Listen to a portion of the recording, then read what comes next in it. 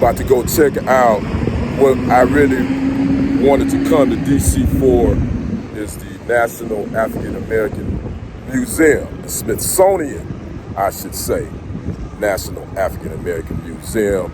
It's a lot of people out here. It's a lot of stuff going down. Washington, D.C. is a beautiful city. I will admit that. And I'm actually glad that I chose to come here. It's a lot going on. Juneteenth weekend, Father's Day weekend. And this is what I really mainly came here for. That right behind me. Want to go see some history. I talked to a lady at the hotel. She says that she was in there for hours. I can't remember where she told me she was from, but she said she loved it. So I've got nothing but rave reviews about it. I may try to do a little live in there. I don't know, it seems like it's gonna be a lot of people, so I may not do that. But I'm gonna come out once I'm done and give you my thoughts on it. Again, Father's Day, happy Father's Day, gentlemen. Happy Juneteenth to my brothers and sisters. Let's get it. I'm out. The Smithsonian National African American Museum is an architectural marvel that is the building itself, featuring a three-tiered bronze-colored exterior inspired by traditional West African Yoruba art.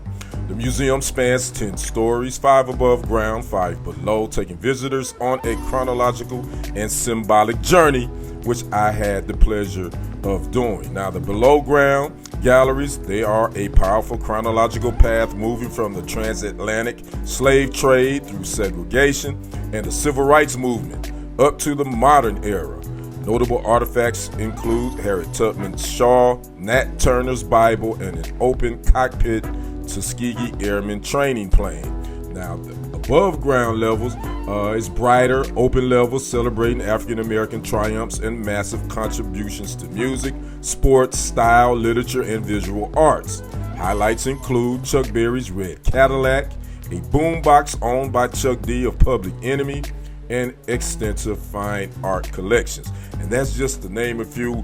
As I was able to go through this museum, it definitely is one of the things that I would say that every American should get a chance to do, because there's a lot of history, a lot of facts, especially when we're talking about the lower levels. They are, I believe, C1, C2, and C3, and I could be wrong on that. But the below ground level, the history is very important, and you know, there's a lot of things that I was reading as far as some of these facts and the history that I did not know. You know, a lot of these facts and a lot of this history, especially when we're talking about the slave trade, there was a lot of stuff edited out in our schools and our education, and we all know that we are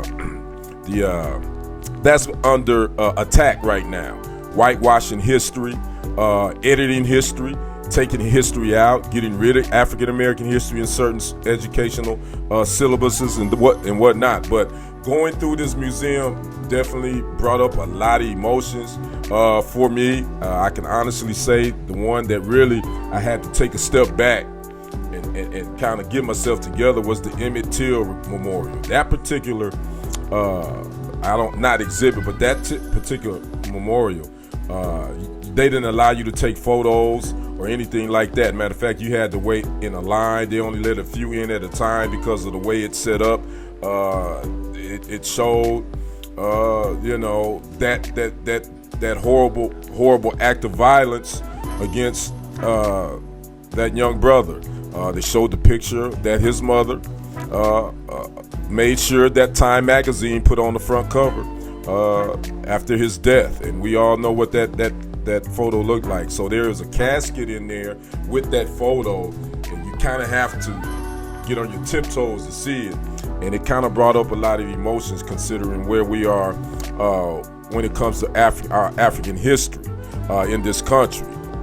Again, like I said, it's under attack, but that was definitely one that really touched me, and I had to step back a little bit. I was able to take a photo with Robert Smalls, Congressman. That was pretty cool.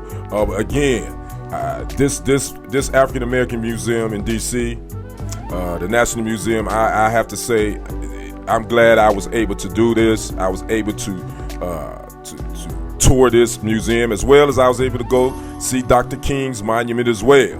Was able to do that. Took a picture or two with that as well. That was amazing, as well as the Washington Monument was amazing. A lot of the landmarks. Washington D.C. is a beautiful city. I was more specifically in the downtown area, but just the whole setup, it was a lot going on. Again, this was Father's Day, Juneteenth weekend, so it was a lot of people there. But my main focus was on the African American Museum and touring it, and I must say I was thoroughly impressed, and I enjoyed every bit of it. It will take you a long time. You probably can't do it all in one day. I know my brother and I were in there roughly almost 3 hours, and we probably didn't see it all because we just was kind of trying to get through it. But I have to say this was the best Father's Day Juneteenth weekend gift that I could ever got. Shout out to my daughter and my oldest son, Kandace Renee and Kendrick Jr, for sending their pops and their uncle, myself and my brother, out. Bought us our plane tickets, got our room out in D.C. It was a quick turnaround trip, but I would do it all over again. So this is just my thing. This is what I wanted to do, just kind of show you. If you haven't checked it out, I would definitely thoroughly suggest that you go check out the National Museum of African American History, located in Washington, D.C., and check out the city itself. D.C. is a nice city. It's known as Chocolate City, and there was some chocolate there too. But I thoroughly enjoyed my tour of the National Museum of African American History. I'm Kendrick, the sports guy. We will see you on the other side and on the next report. I'm out. Peace.